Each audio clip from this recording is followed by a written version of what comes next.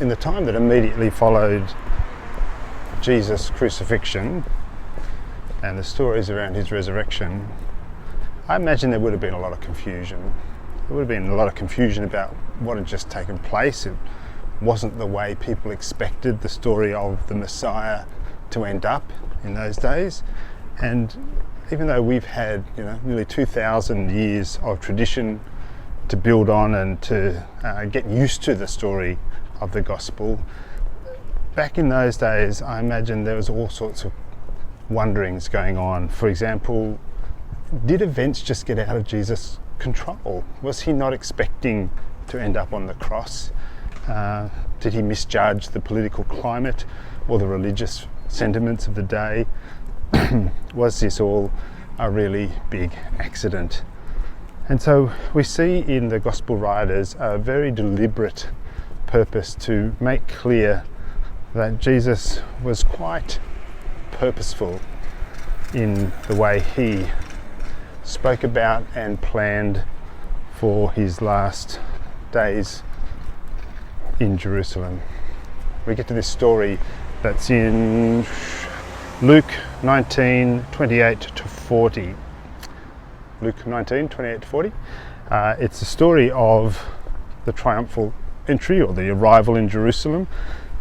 It's the one we normally celebrate the week before Easter Sunday. And there's some really notable things in Luke's account. The first is that it's really clear that Jesus did a lot of pre-planning. He had a cult set up in a nearby town. He was in the right place at the right time, roughly speaking. He'd set it up with the owner of the cult.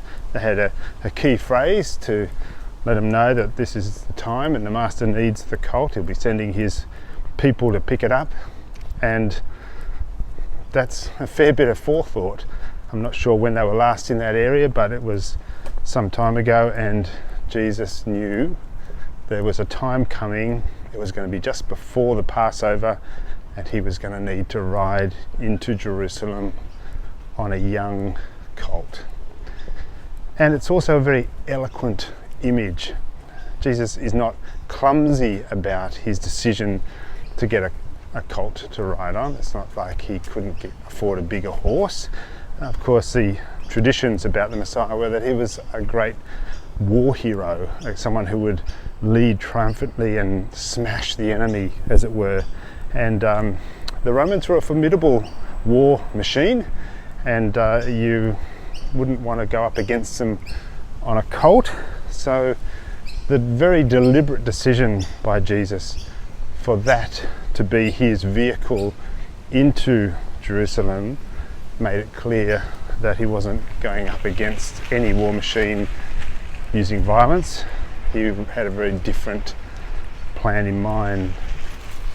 And at the very end of that little reading, where some of the religious people, the Pharisees, are saying to Jesus, stop the crowds from calling out to you in that way, it's not appropriate. And Jesus' response is, this time is so unstoppable. If my disciples were not crying out their praises, the very stones of the ground would do so.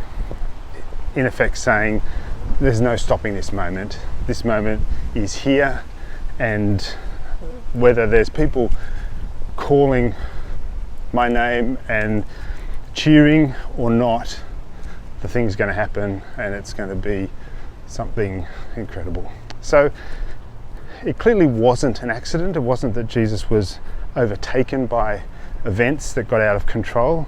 He pre-planned what happened, right down to the eloquence of the symbols that he chose to use, the vehicle he was riding in on, and he had such a sense of destiny and the inevitability about what was going on that,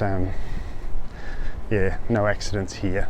So we're going to talk about that at Mustard Seed this coming Palm Sunday. Not sure if we're going to do palms or not yet.